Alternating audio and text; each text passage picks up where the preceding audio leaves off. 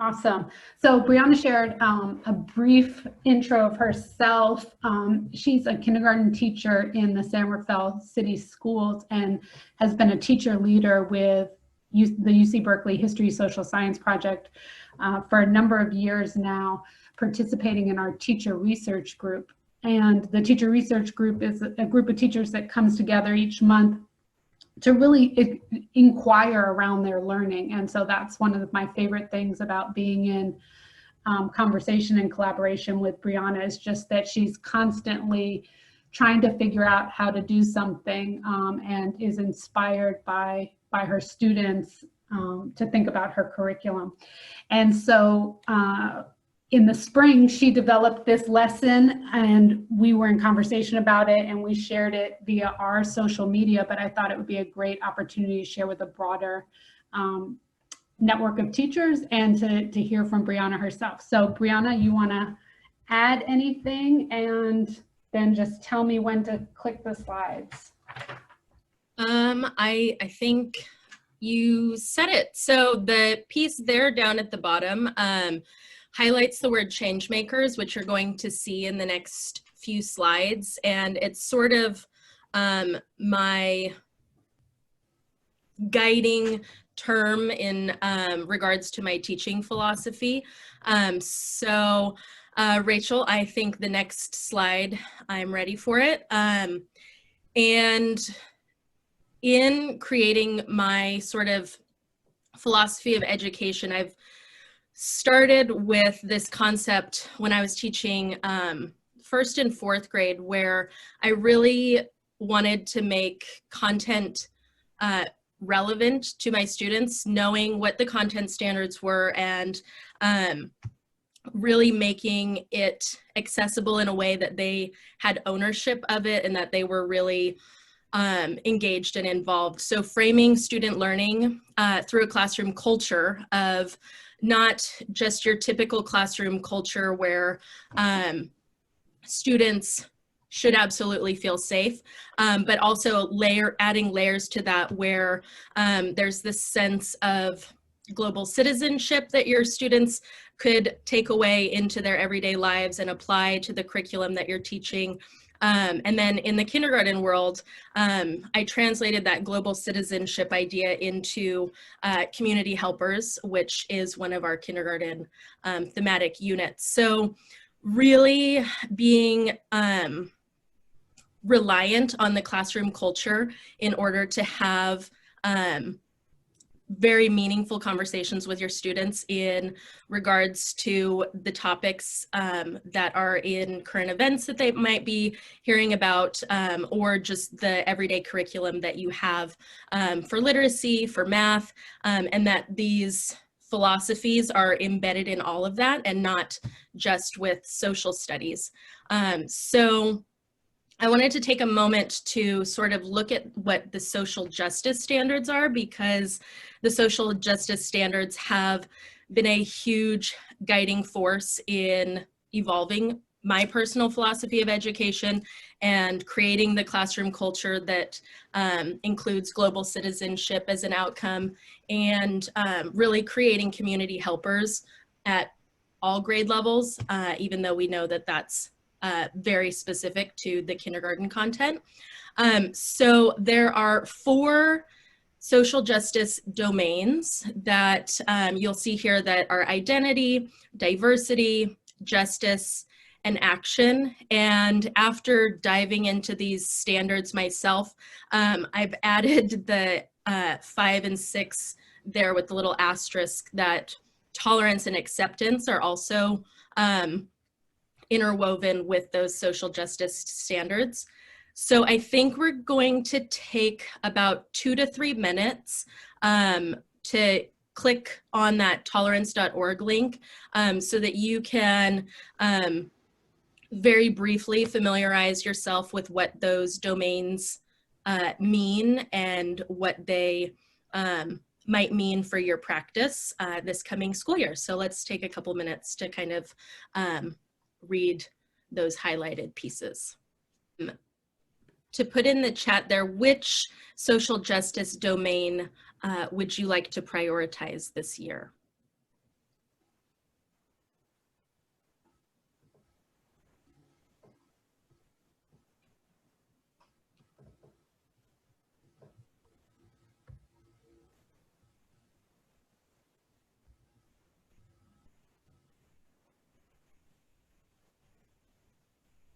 I see action, justice and action, identity, diversity,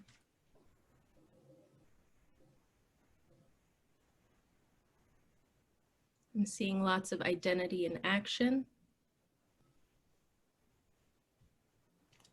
Awesome. And I think that those domains, they are in that order for sort of a progression reason. That's how I've sort of started my work with the social justice standards, is starting with that identity piece, and that being sort of the stage for all of the other domains, and being able to build the classroom culture that allows your students to get to the action piece. And I think you'll see that in the next couple of slides after our breakout rooms. So with social justice education, I've taken it and seen it in as an opportunity to really get students asking and answering questions.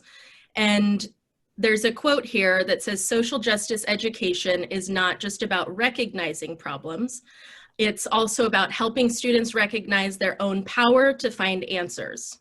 They need to trust in their own authority, not just ours. And I really, I think that this is helpful in any piece that you are teaching your students, that they have ownership, and that allows them to be successful with the curriculum that you present them, whether it's social justice, math, whatever curriculum you're providing. So having sort of this inquiry-based lens can be really helpful in getting the conversations with your students started on topics that are not necessarily comfortable for them, something that they're not necessarily familiar with, and starting with sort of this framing question for a year's worth of instruction, asking what we want our students to be able to do. What is it that we expect of them?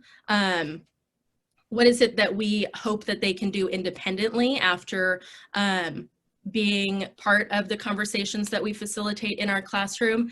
And that's also a big piece of this inquiry based idea, is that as the teacher providing questions to your student, that you're allowing them to really be guiding the conversations based on very carefully crafted questions. So thinking about what it is that you want your students to contribute to their communities can help guide the questions that you might pose to your students. Next slide, I think. Yep. So this is just like a teaser to give you a sense of some of the foundational concepts that are informing how Brianna approaches her instruction. But we want to have a breakout discussion where you just have a sense of, have a conversation with a few other people about who you are, how you're feeling about the upcoming school year, and then what do these social justice standards make you think? And maybe there's something that you've been working with a lot already. Maybe this is the first time that you've ever seen them, but just in our sort of brief discussion, what's starting to shift or be interesting for you? Welcome back. And if you want to add something to the chat, something you heard in your group, something you shared that you want to share, put that into the chat. That will be wonderful. You'll go back to the same groups towards the end of the presentation, but we want to move ahead, and Brianna's going to talk about how the social justice standards informed a lesson she developed, and talk to you about that lesson. All right, so again, thinking back to those domains and starting with identity as sort of the classroom culture building, moving to the diversity, I think is number 2, and then eventually being able to get into the justice pieces, the action pieces, and once that is really part of your classroom culture, that it doesn't have to be in any particular order, and then your kids can be more, that they're more used to the routines of having different conversations around social justice. So this spring, we were all crisis teaching. We were home on a computer teaching our students. It might have taken a while to get them online with you. And when we were like deep in this work, it was sort of the start of the Black Lives Matter movement really taking off and becoming a national movement. And I remember, you'll see the dates that are on these morning memos that are a big part of my classroom culture, where kids actually are torn if there's a day that I did not get a morning memo up on our whiteboard. So when the Black Lives Matter movement sort of revitalized with the murder of George Floyd, I remember sitting at home, and I have this notebook that you see there, and I'm like, how can I start to address this with my students after they had built the vocabulary around what a change maker is.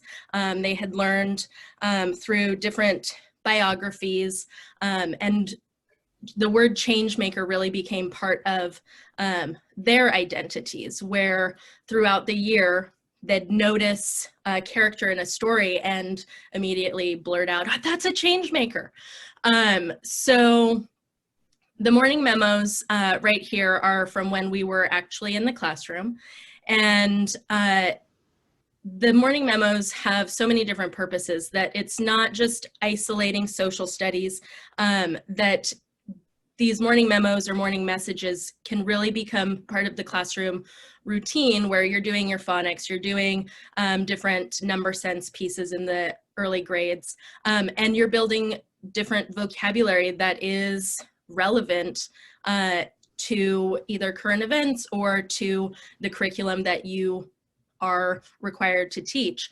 So translating these live easel interactive morning memos kind of went virtual, and I think the next slide can take us there,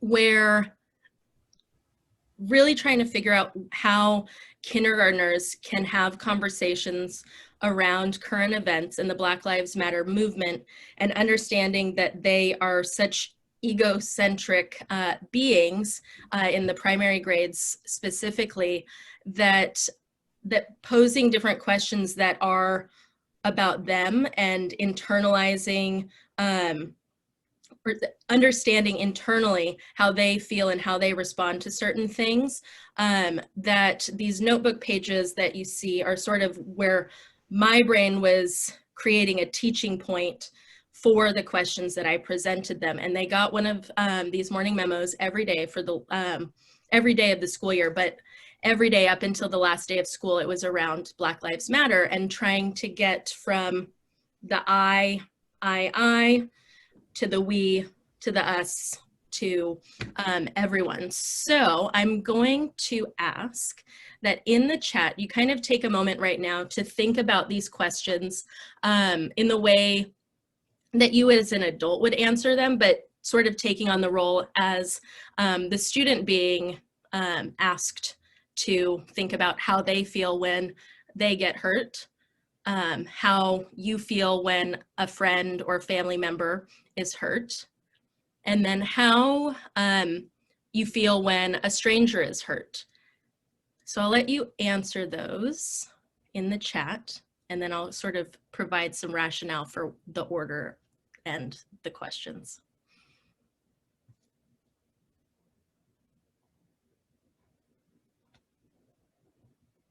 how do you feel when you get hurt? So I feel blank, blank, blank. And it's interesting that kids are so quick to answer these questions because they are such egocentric beings that starting with the question of how do you feel about you being hurt, that they're like, oh, I have so many answers about that. And then once they get to the how do you feel when a stranger is hurt, it's a little harder for them to answer.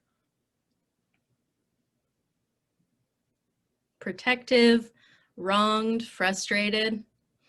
See, and then these are sort of the emotion words that you can take the opportunity to teach your students as they're answering these questions that become more global in the next slides here.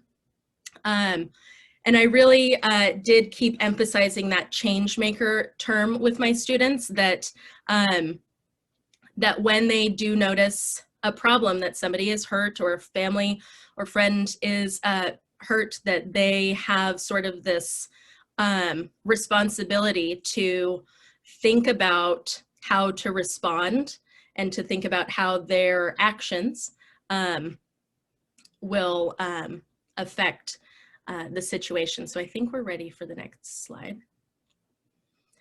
And again, these notebook pages are reiterating things that they had been exposed to throughout the year with the way that change makers respond, that they respond with solutions, and those solutions look different for every type of change maker.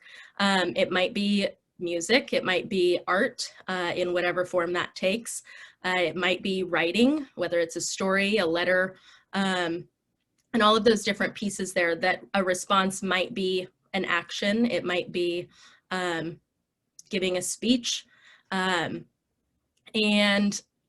with these morning memos, when I was doing the virtual lessons, I did do sort of a voiceover video so that I could read the question to all of my students and do the phonics pieces, circling the sight words, segmenting different syllables, going through the vocabulary pieces, but really emphasizing that the teaching point here is how change makers respond to a situation. I think we're ready for the next one. So after having sort of that review, because again, these kinds of conversations really depend on the classroom culture that you have built. And where there's this piece that as a change maker and all of the different types of responses that a change maker can have, and you'll still notice that I haven't asked a question to my students particularly about Black Lives Matter yet. I'm getting to sort of the lead up to it, and you'll notice the color schemes that it's really preparing them visually, and that it's keeping the theme there for them, where they're wondering, am I going to wait if somebody's being ignored? And they of course go through the conversation of, well, everyone tells me to be patient, I'm on the playground and I need my shoe tied, those types of things, where it's understanding the size of the problem, if you've heard that terminology, identifying the size of a problem and realizing whether or not it's the moment to wait or to advocate for whoever it is that needs an ally, or if there's some other type of response that needs to take place. So the next slide does start to get us to the current events that were happening, and I pulled a clip of Obama making some comments on the Black Lives Matter movement. And at that point, the parents were the response to them realizing before I even got to this point that they're like, she's preparing them to have the conversation around Black Lives Matter. And they were super appreciative because they didn't know how to have the conversations at home. And because we were virtual, they did have the opportunity to be sitting there with their child, that they were learning with their child, essentially. So that was a benefit this spring. So asking directly with the understanding that they might not necessarily know what's happening in the United States at that time, and knowing that they might not know the language of Black Lives Matter, though we had just finished sort of a Black History Month mini unit. So they weren't totally out of the background knowledge here, but presenting it in a way where there would be space for inquiry. This is where I started to get to the deeper conversation to start on Black Lives Matter. So bringing back the language that they already had with community helpers and change makers, and asking them how these two are similar and how they could be an ally, because ally then here was a brand new word to them. And I think that what's interesting to me when they hear these different words is that they don't see them as separate. Oftentimes they will, after we had learned the word ally, they started using it fairly quickly, where we had a story that I read aloud, and a couple of them immediate responses were, well, he's a change maker and he's an ally.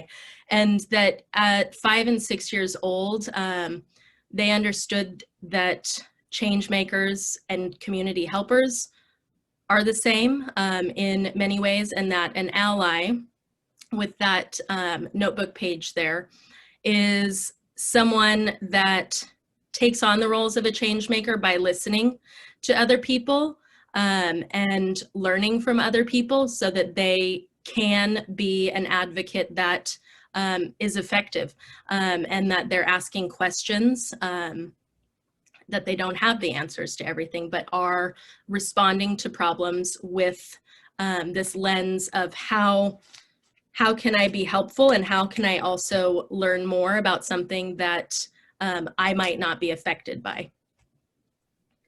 Brianna, real quick, there's a question in the chat about how are students recording their answers to the memos? Is this synchronous conversation or is it asynchronous journaling? It has been both. So the asynchronous part was taking place on Flipgrid for the students that were still accessing it at the time. So they would respond to the morning memo in a Flipgrid video, or a few of them, if they were not comfortable with that, were drawing pictures and labeling them for their families to send photos to me. So that was probably about half of how the responses happened. And then the other half was sort of the continuation of that in the synchronous Google Meet conversations. I hope that helped. Oh, that's a good question. How do you define and share the definition of the word advocate for the younger students? So that goes back to the knowing the size of a problem. So, oh, and see, that's the next slide. No, you're good, Rachel, if we want to go to the next one. So the advocacy piece is based on the size of the problem and knowing whether or not it's something that they can wait and be patient on, where there's a difference between tattling and advocating, and there's a difference between reporting and advocating, where reporting might be the way that somebody advocates in some instances. But I think that really being clear with understanding the different sizes of problems does help to differentiate between the definition of what an advocate would be. So getting closer to the deeper conversations. Oh, sorry, can you go back, Rachel? With the Black Lives Matter specifically in our conversations, where students used this photo to ask questions. I point blank told them that words were very powerful. I read them the word collector, which is where this character here is from, and asked what words they could use to be an ally for Black community members. And the images that they saw here, and then that will be on the next slide, they did have questions. They're like, why does the poster say, "Am I next?" What does that mean? And the conversation around, well, Black lives and this movement are happening because we need our allies right now. And these two children here are Black, and they're worried that their lives are seen as less.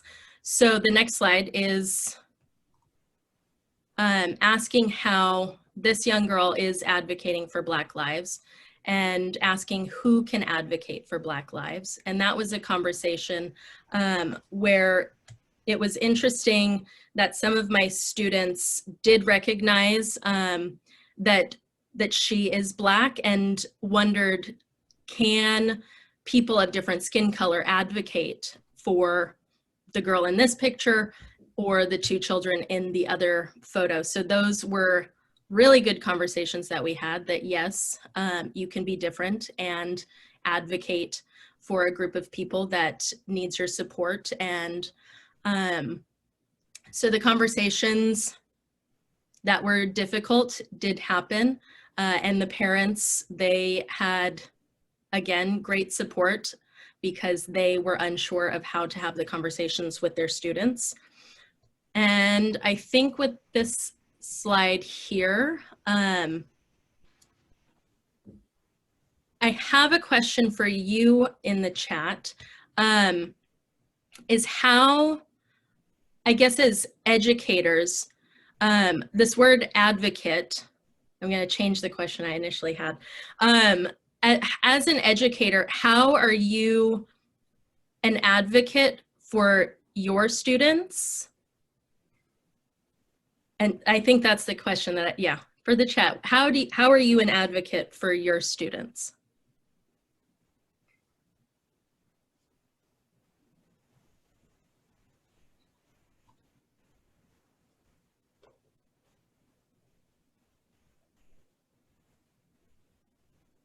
Because for some of us, our students are students of color. So then having the conversations around Black Lives Matter becomes that much more important.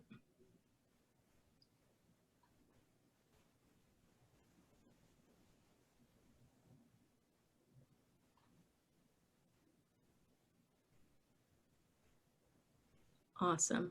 I think we're ready for the next one, Rachel. So as an educator, as a change maker yourself, and creating change makers in kindergarten, first grade, whatever grade you teach, the little ones can do it. They can have the conversations, they can be change makers, and it really does start with the culture to be able to teach them how to see and notice a problem. And it does start with the general modeling of, you notice a problem that a chair's left out. What do you do about the chair being left out? What might the chair being left out cause to happen? And think about the causes and solutions after noticing a problem. And again, this is, as an educator, you can apply these questions or these concepts, and then translate it into how you present curriculum. And then change makers respond to the problems and they act on those.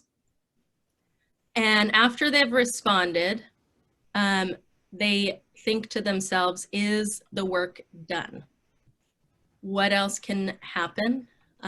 What else can I do? And there's a link there to the Black Lives Matter lessons that I did this spring, and it has the videos of the morning memos, I believe. Rachel's nodding her head, yes. The videos are linked there, so if the summary of those morning memos was too quick or too detailed, those are available to you.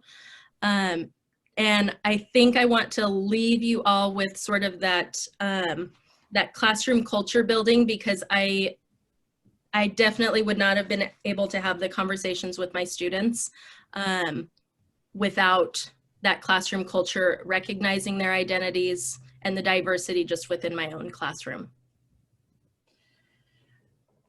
So thank you, Brianna. We're gonna send you back to your group so that you can process what you heard. And the questions that we thought about are, what existing routines could you leverage to emphasize issues of justice, and also thinking about what Brianna said about classroom culture. And then where do issues of justice align with your existing curricular goals? So thinking about the social justice standards, and obviously we've just like put a toe in, and then Brianna's example of the morning memos, what are you thinking about in terms of applicability in your setting? So we've got our collaborative meetings. That's where the resources from the first session and this one will live. And we'll be uploading the video and the edited chat. The PowerPoint is there under the lesson. And then we've also gone over and collated a bunch of resources. So lesson plans, picture books with annotations, lessons and strategies. We have our first video of hashtag book time with Mrs. Bowen, who she spoke last time. So we've got that linked there. We've got primary source website recommendations, and then some social media accounts that you might want to check out on various platforms. Thank you guys so much for being here. Let us know if you have any questions, and we're happy to help. All right, take care of you, and good luck with the school year. Thank you everyone for coming.